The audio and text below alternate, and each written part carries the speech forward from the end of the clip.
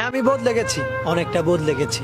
যতটা বদলে গেলে পুরনো স্মৃতিগুলো ভুলে থাকা যায়, ঠিক ততটাই বদলে গেছি। আমি বদলে গেছি এই কথাটা বলা সম্পূর্ণই ভুল হবে, কারণ আমি স্বেচ্ছায় বদলাইনি, আমি বদলে যেতে বাধ্য হয়েছি। হ্যাঁ, আমি বদলে যেতে বাধ্য হয়েছি প্রিয় মানুষগুলো অনাদর আর অবহেলায়। সবসময় আড্ডা দেওয়া মানুষটা আজ একা বসে থাকে, সবাইকে হাসি খুশি মাতিয়ে রাখা মানুষটা আজ নীরবতা পালন করে, সবার সাথে কথা বলা মানুষটা আজ চুপচাপ থাকতে ভালোবাসে। যার জন্য এখন আমাকে প্রতিনিয়ত শুনতে হয় আমি নাকি বদলে গেছি। হ্যাঁ, আমি বদলে গেছি, কিন্তু আফসোস যেই মানুষগুলোর জন্য আজ আমি বদলে গেছি, সেই মানুষগুলোই আজ আমি বদলে যাওয়ার কারণে আমাকে বলে আমি নাকি স্বার্থপর আর অহংকারী। সত্যি তো এটাই, বদলে যাওয়াটা সবার চোখে পড়ে, কিন্তু বদলে যাওয়ার কারণটা কেউ জানতে চায় না। বন্ধুদের শত অপমান মুখ বুঝে সহ্য করে নিতাম, কারণ আমি বন্ধুত্বটাকে অনেক বেশি ভালোবাসতাম। তাদের দেওয়া কষ্টগুলো হাসি মুখে মানিয়ে নিতাম, কিন্তু দিন শেষে তাদের কাছ থেকেই ব্যক্তিত্বহীন উপাধি পেতাম।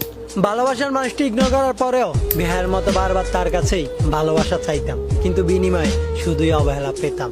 আর এত কিছুর ব্রেনে সবাইকে ভালো রাখতে গিয়ে নিজের ভালো থাকাটাই হারিয়ে যায়। আর যখনই নিজেকে ভালো রাখতে বদলে গেলাম, ঠিক তখনই সবার কাছ থেকে স্বার্থপর আর বেইমান উপাধি পেলাম। যদি নিজেকে ভালো রাখতে বদলে গেলে স্বার্থপর আর বেইমান হতে হয়, তাহলে হ্যাঁ, আমি স্বার্থপর আর বেইমান।